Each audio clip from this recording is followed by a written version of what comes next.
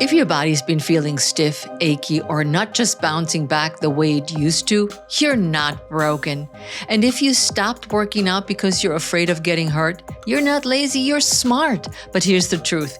Giving up isn't the answer. You just need a different way to move.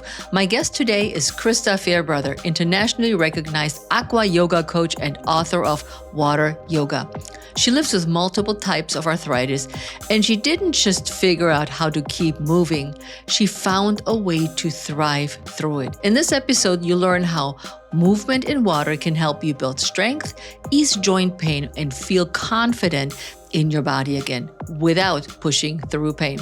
If you're ready for a smarter, more supportive way to move in midlife, this one's for you. This is the show for midlife women who want to stop second guessing and start feeling strong, focused, and fully themselves. I am Heike Yates, a midlife fitness expert and mindset coach. On the Pursue Your Spark podcast, I share simple, no fluff strategies for movement, mindset, and nutrition so that you can stop spinning your wheels and start showing up with strength and confidence. Because thriving in midlife doesn't start with perfection. It starts with one bold step. Strong, confident, fully you. That's how we do midlife. Hey everybody, I have Christa Fairbrother with me on the show today, and we're talking about water yoga or aqua yoga. Welcome to the show. Thank you so much for having me, Heike. I'm glad to be here.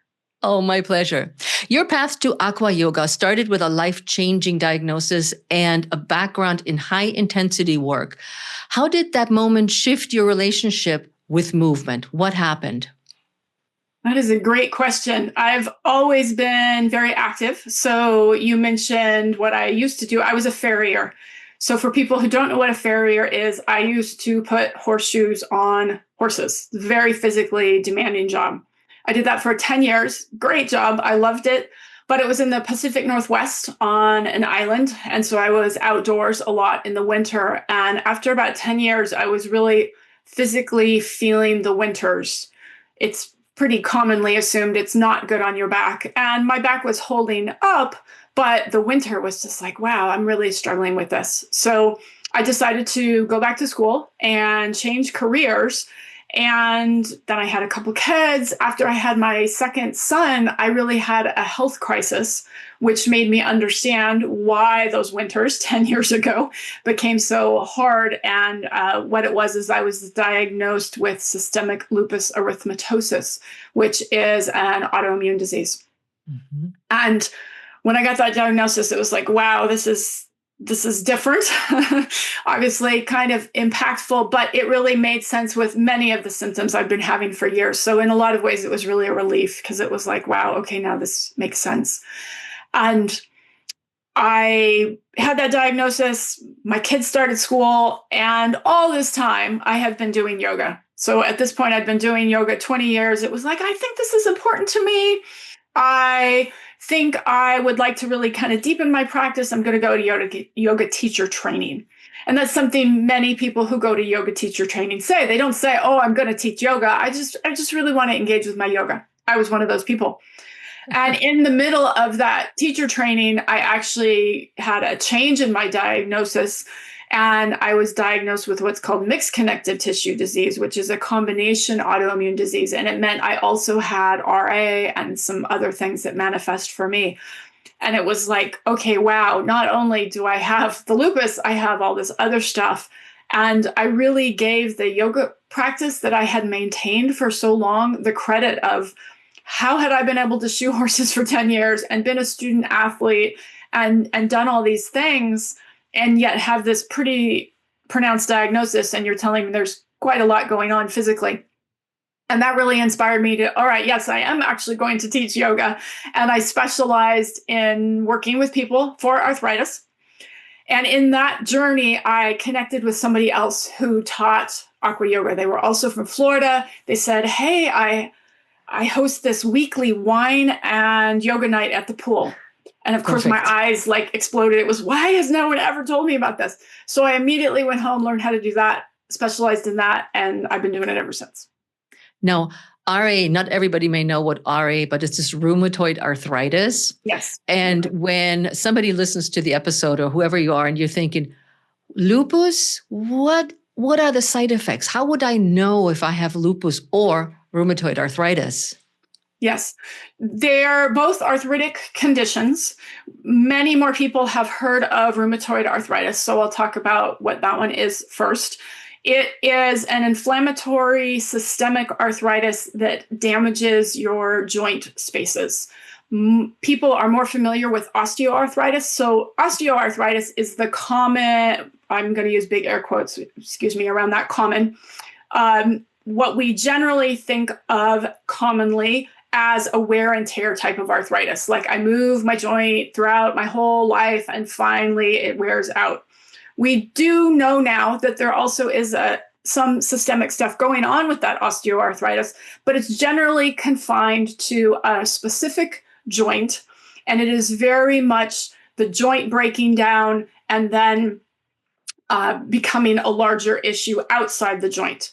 Rheumatoid arthritis is it's your body actually attacking the joint from the outside in. So it's attacking your connective tissues, which then causes inflammation and then causes bony damage. So it's kind of the flip of the osteoarthritis. Rheumatoid arthritis can affect your organs and other tissues. So it's not just confined to your bones, but that is what your body is choosing to focus on as a problem, so to speak. Systemic lupus erythematosus is an autoimmune disease where your body can attack anything. So rather than just attack your joints, or many people have heard of the thyroid autoimmune conditions where it's just attacking your thyroid or, a specific organ, a specific joint, it can attack anything. And it does, like people's kidneys considerably, it can cause kidney damage. And both conditions have a lot of symptoms of pain, fatigue. Lupus can also cause fevers, a lot of skin rashes. That's how it got its name. It's theorized that's how it got its name, is real characteristic rash you get on your face that they say, oh, it looks like a wolf's bite, where you have these very kind of pink slashes along your cheeks because you get very UV sensitive. So that's sort of the quick rundown of what the differences between them are and how the symptoms express in people. That's good to know, because I know some people that experience these kind of symptoms are probably on Dr. Google saying, hey, what is this? But it's a great explanation from somebody who does work with that population to say, here, listen, there's a simple way of identifying it and figuring out what it is. Because I used to teach yoga, and one of my yoga teachers that worked for me also had lupus, and I learned from her what lupus is.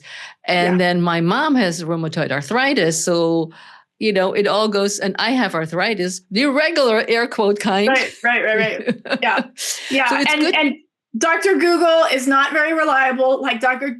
Google says everybody has fatigue, right? It doesn't matter what you have, it will have fatigue. So if for any reason hearing what I have said resonates with you, of course, go to your doctor, have a conversation with them about this. And they're really going to be looking for some real specific blood markers that are going to help them diagnose you correctly. So what makes Aqua Yoga a better fit for midlife bodies than the traditional land-based exercise? That's a great question. Similar to how it is really helpful for people with arthritis, it is really helpful for those of us in middle age. Because as you heard me say that these arthritic conditions really damage our joints, as we have joint damage, what else do we have that's going to hold us up and get us moving through life? And that is our muscles.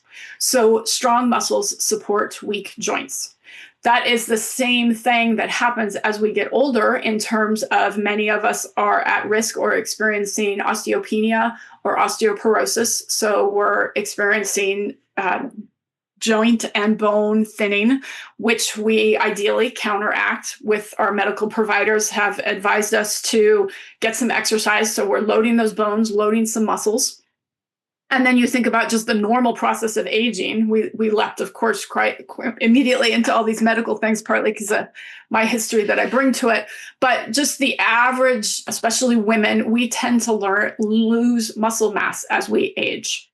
unfortunately. Age is not real kind to us in that way. And so we need a way to exercise that can be kind to us and reflect as we just shared our arthritis stories, kind of reflect the bodies we live in. Okay, maybe we've got pain because of arthritis or some other things going on. There's so many different health conditions we have that prevent us from exercising on land in a way that maybe our healthcare providers are recommending, or perhaps that we used to exercise in. So when we take instead our exercise into the pool, it allows us to take advantage of the science of water, which has some distinct qualities. We can talk about it, and exercise in a way that offloads those sore joints and yet still helps us build that muscular strength that we need to support perhaps these joint damage or aging or any of the other things we have going on. But isn't it true that we need to combine them both, land-based for bone density? Because water is buoyant. So in water, and I'm a swimmer, and I also, this is really funny, guys. I used to teach water aerobics. Okay, water aerobics, water walking, water arthritis classes. Yes. And I was like, oh my God, this was a different part of my life when I worked for the gym. I took all these certifications and taught all this water. So it's a really pleasure for me to have Christa on the show today to talk about something that I used to do in the past. Oh my goodness. Yes, in the past. So you have very the water. Important. Yeah, very important question. So bone density and what do we need for bone density on water versus land? And it used to be very much like, oh, okay, you have osteopenia, you have osteoporosis. All you can do is that land-based impact exercise. And so they did some research in the water to say, okay, well, will any kind of aquatic exercise help people with these conditions? And what they found is that any exercise is better than no exercise, of course, right? Any medical professional is going to tell you that. And many people who are not able to exercise on land, that became the dichotomy. It was either no exercise or exercise on land. And of course, no exercise is not a good choice. And so if you perform any kind of exercise in the water, it is vastly superior for osteopenia and osteoporosis than no exercise. And then depending on what kind of exercise you do in the water is also going to impact it. So Aqua Yoga is a no impact exercise. So if you have osteoporosis or osteopenia, then a professional such as myself who does Aqua Yoga would be saying, hey, come and see me occasionally for the benefit it has, but you're right. You need to also maybe do some aqua aerobics. And then if you are able to do land-based exercise, yes, there's some distinct benefits to that. But if land-based exercise is not a choice for you, exercise in the water, and let's come up with a strategy for how to get you a little more impact while still being in the water. They did very recently, I believe it just came out here in 2025, they developed a high impact jumping class for in the water specifically for osteoporosis. And they had really good results for those people with that. It was not the Italian teacher, was it? I've seen on YouTube this Italian, really super fit Italian water aerobics teacher who does that in the pool. And I was like, man, I really would want to do this class because it was high intensity, high impact, and all sizes of people, which was great. Right. The Italians, no, they're great teachers. I work with them. We have an association called the Aquatic Exercise Association, and people come worldwide to come to this conference. And I'm blessed being in Florida. For me, it's close. And yes, working with the Italians, they're amazing, such high energy instructors. So I don't know if the instructor you saw was the one who did the study, but yes, the Italians are excellent instructors. So what kinds of changes have you seen in women who start Aqua Yoga with stiff joints, low energy, and even low confidence? Yeah, I think one of the biggest challenges that people get the fastest turnaround in is balance. People come in and they say, I'm really struggling with my balance. Could you help? And they see results really quickly with that. And what the advantage is to Aqua Yoga or any really form of aquatic exercise is the water really supports you. Right? You don't have to have that fear of falling because I like to joke and say, well, what's the worst thing you're going to wound? It's your pride, right? You're just going to get wet and be like, oops, whoops, got a little wet. All right, stand back up. And so what it does is it allows you to build that confidence, like you spoke to, in a safe way. And as you improve your balance, which is often I find for many people, it's not that their objective balance is bad, is they perhaps haven't had instruction on how to balance well. We're not born with a manual that we get on our bodies that's like, oh, this is how you need to perform all these exercises.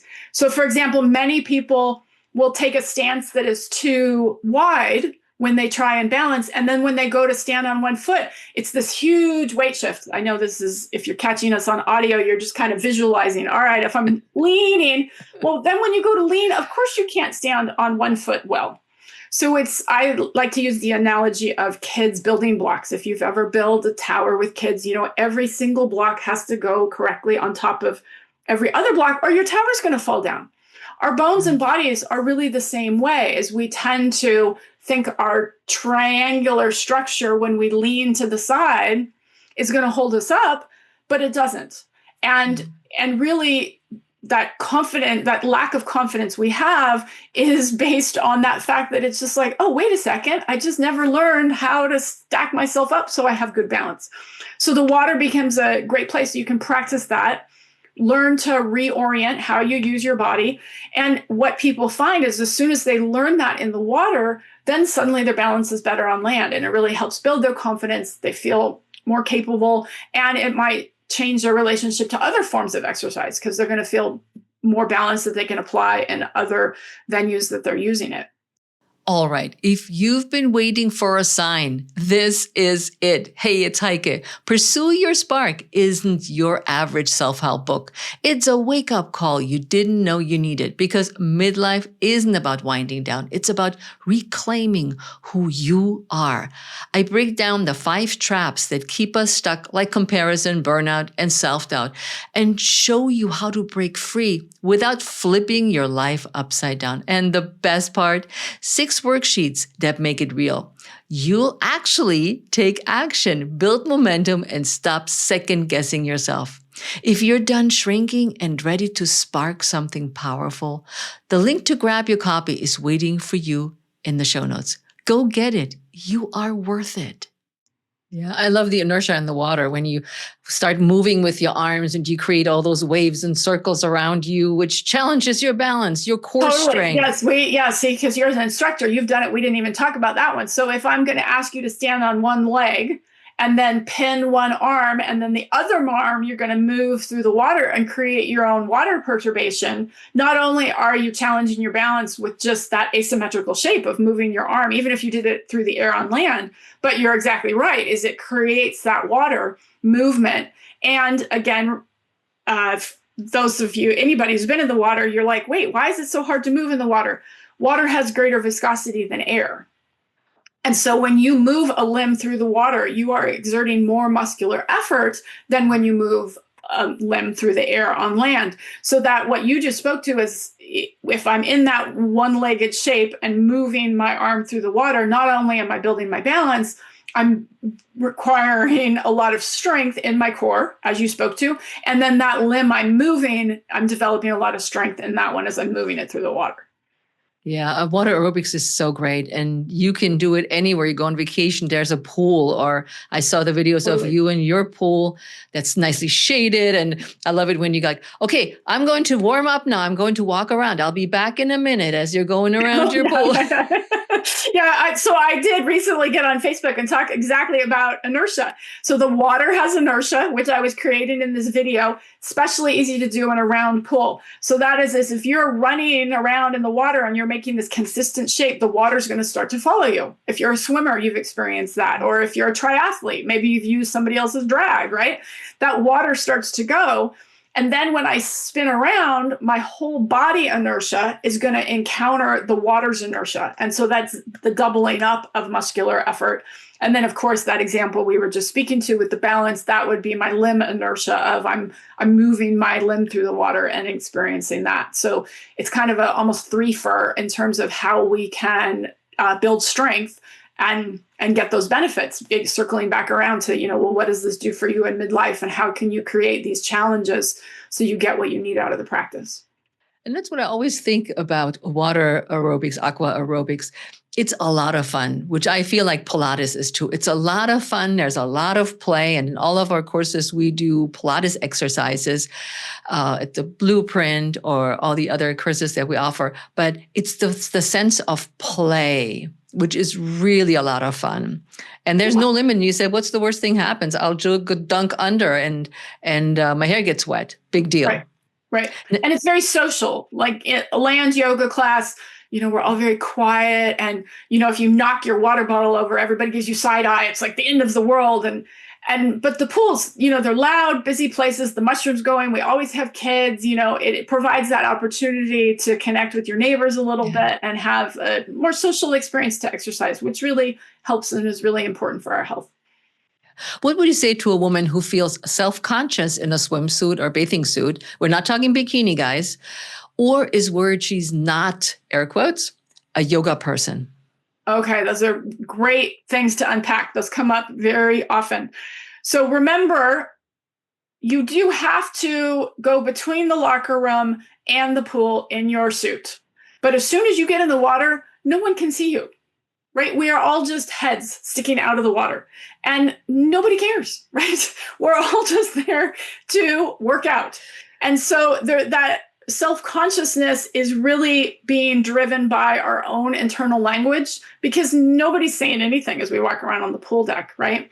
And so if you can flip the script a little bit, instead of thinking, oh my gosh, how is it I look in my swimsuit? Instead, and think about, well, isn't it awesome? I'm here on this sunny day and I'm getting to work out in the pool because, we're blessed to have that opportunity to have the fresh water and have the facility, and pools are really expensive and getting harder and harder to find these days. So if you have access to a pool, wow, just a little bit of gratitude to be there instead of, wow, wait, what do I look like? It's like, no, just flip the script. And because again, when you get in the water, nobody's even going to see you anyway. So let it go. It's okay. And then in terms of the yoga bodies is, I have a colleague who likes to say that if you have a body and you can breathe, you can do yoga. Which I think is a beautiful, really beautiful saying. And so you don't come to yoga because you're already good at it. You come to yoga because you need it. We have this fallacy, especially as adults, that somehow we're supposed to be good at everything. Like if you've never played an instrument, you're going to pick up a cello and be yo-yo ma. It's like, no, you expect to practice at other disciplines. You're not going to be Van Gogh the first time you pick up oil paints, right? So it's the same thing when you go to yoga or any kind of movement. You're there to have a new experience. You're there to have fun. You're there to enjoy it and get out of it whatever you can.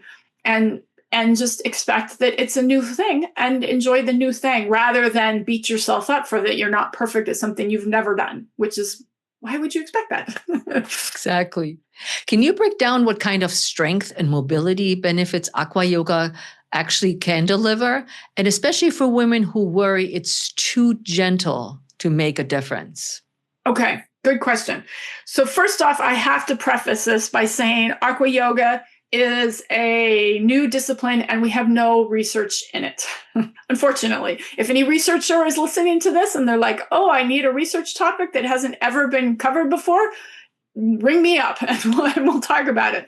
So when I talk about the potential benefits for the practice, I am trying to ground it in research-based in aquatic exercise and research-based in yoga, which we have both things for, but we can only infer the benefits from aqua yoga. So I have to be careful to make sure I say that because we don't have any distinct research. When we look at these other two disciplines, what kind of strength can we build? And is it potentially, quote, too gentle a practice? You think about what we just spoke to is how do you challenge yourself in a way that is appropriate? If I were to take a chair pose, for example, on land, we would call chair pose fierce pose because we're standing in what we would call that mountain shape, and just normally standing up, and you bend your knees and sink it down and pretend you're in a chair, but your bum is just hanging out in the air. And it doesn't take long for most people, their quads really start to quiver because they're having to fire up. And the longer you hold it, and then perhaps you would take your arms up in the air and it makes it more challenging.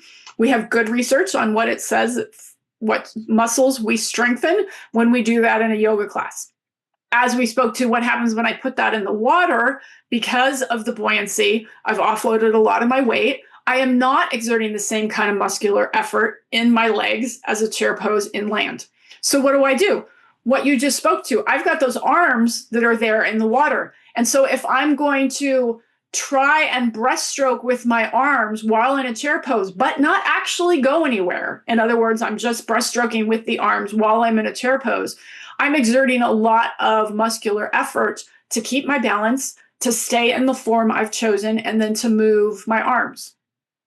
So I can receive similar muscular benefits to on land. It doesn't necessarily translate muscle to muscle in these particular postures because of the different aquatic environment. And then in terms of, well, how do I amp up the challenge? I make use of the water and its viscosity, or I perhaps challenge my balance. So I spoke to a chair pose, both feet solid on the pool floor, or excuse me, on the land floor. And the pool, I can say, well, wait a second, what if I did a one-legged chair, which on land would be too challenging really for many hard. people, right? It's like, wait a second, now I got one leg up. But in the water, it's like, oh, now I can maybe do this, right? But then you think about, well, that leg I've raised, well, now I can move that leg in the water in addition to moving the arms in the water, right? And then I could perhaps maybe maintain that form and then straighten the leg. So I'm standing with one leg raised and then I sink back down into my chair. So you can see that I can actually objectively make it harder than it would be on land and take advantage of the support of the water to make it both safe and challenging. So Christa, do you use dumbbells or noodles? Oh, yes. Yes. So we can use props. The pool noodles are my favorite friend. I really like a pool noodle because I can get it to do so many things. The things we put in our hands, yes, I call them dumbbells. Everybody calls them dumbbells. They are officially aquatic hand buoys, which no one calls them that. No, too long. Yeah, no. Well, if you Google it, Google's not going to be your friend, right? They're just like dumbbells for the pool or barbells for the pool, whatever you're going to call them. And yes, they're excellent. And why they really help is they're buoyant equipment.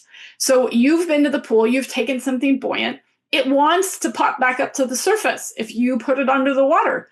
The fact that you would perhaps resist that is going to help you build muscle. Or if you take this buoyant thing and you move it through the water, again, it's going to help you build muscle. So it helps that, okay, we're in midlife, we're losing our muscle. Maybe we have arthritis. We need to keep our muscular strength up, or maybe we have, osteoporosis. And again, we need that muscular effort because we don't have the impact, and we're needing to, again, the muscular strain we apply to the bones is how we build the bone. Mm-hmm, yeah. If someone's curious but has no clue where to start, what's one simple way they can try out Aqua Yoga this week, or even without a class nearby? Yeah. Take a couple of the standing postures. If you've ever done yoga, think about the postures that you know and take them to the water.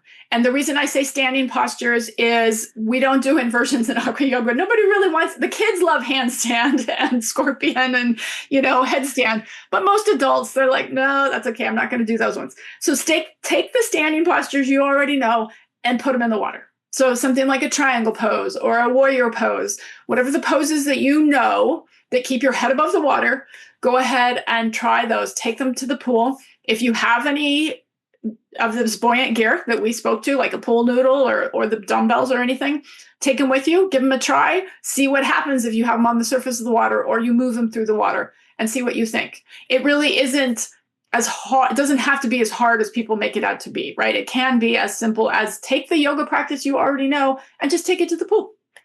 Yeah.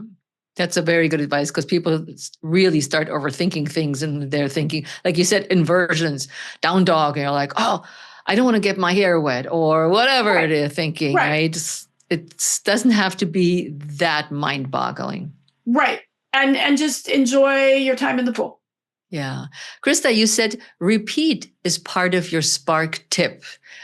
What shifts do you notice in women who just keep showing up, especially the ones who were not sure at the beginning? So you said repeat. Yes. So we learn by doing things over and over. right? We already kind of spoke to that. I'm not going to be perfect at something the first time I try it. So we just talked about take the yoga practice you already know, put it in the water. Absolutely. Do it. There's no barrier to access. Enjoy yourself. Is it going to be the most perfect thing ever? No, but that is not the point. The point is that you're trying and you're having a good time and you're learning something new. The growth opportunity happens when you try it again and again and again. So as you continue to take that yoga practice in the pool and continue to practice it, then you'll find these benefits that you get out of the water, and you'll be able to say, oh, look, I experience this one thing when I move my arm in this way compared to I take the other arm, I move it a totally different way, and look at this different experience I'm having in the posture now. And it's the growth opportunity. It comes in the repetition and trying it over and over and over. Yeah, it's not like one Pilates class and look at me, I got core. Or I take one Aqua Yoga class and now I got balance. Right. It's the consistency. No. Right. Arnold Schwarzenegger didn't win Mr. Universe by going to the gym once. Right? That's for sure. None of us make any progress with anything, right? It's the same learning to cook, therapy. We keep going for a reason. Yep. And the benefits will show in the long run. And sometimes they come in really small increments too. Yes. It's when I compare it to Pilates, people said, how much better am I since the last month or something? And I'm like, I don't know. How do you feel? How does it feel in your body? Do you feel stronger with everyday activities, which also Aqua Yoga has the benefit of that as well? And how do you feel when you carry yourself? Do you feel it's easier? Do you feel that you feel stronger in certain things and more confident? And they go usually like, yeah. And I'm sure they say the same thing with Aqua Yoga. Yeah. And in parallels to yoga, because yoga isn't just the moves, it's the yoga philosophy. And frankly, that's why people keep coming back. We've talked a lot about the moves, but my lunge in a yoga class is not any more special than a lunge in the gym. And what makes it yoga is more of this philosophy that we overlay it. And so what you just spoke to about people, they can stand up a little better and that maybe changes their posture. Well, the fact that they were able to identify that's called svadhyaya, or self-knowledge. I think it's one of the most important things you get out of yoga is just literally wow, I can acknowledge that I have seen growth and a change in myself. That's really powerful. And that's really important and something you're going to get out of it. As well as this idea of you just go to the pool and you just try and you have a good time, is this idea of you're enjoying the process. You're not too worked up about the outcome, because we cannot control the outcome. We have no idea where we're going to get. We can't guarantee anything, but we can guarantee having a good time while we get there, right? So if we really focus on the process instead of the outcome, which is, again, a very yogic way to look at it, as well as just a good recipe to enjoy our life, then, again, that's what makes it yoga compared to just exercise and how we're really going to get more out of what we do. Before you head off, I want you to think about this. What if the way you fuel your body could give you more energy, clearer focus, and better sleep without cutting everything you love? Because next week, we're diving into exactly that. I'm sharing what most women over 40 are missing when it comes to food, not just for weight or health, but for real, lasting energy. So if you're tired of feeling tired, you're ready for simple shifts that actually work, you're going to want to hit follow right now.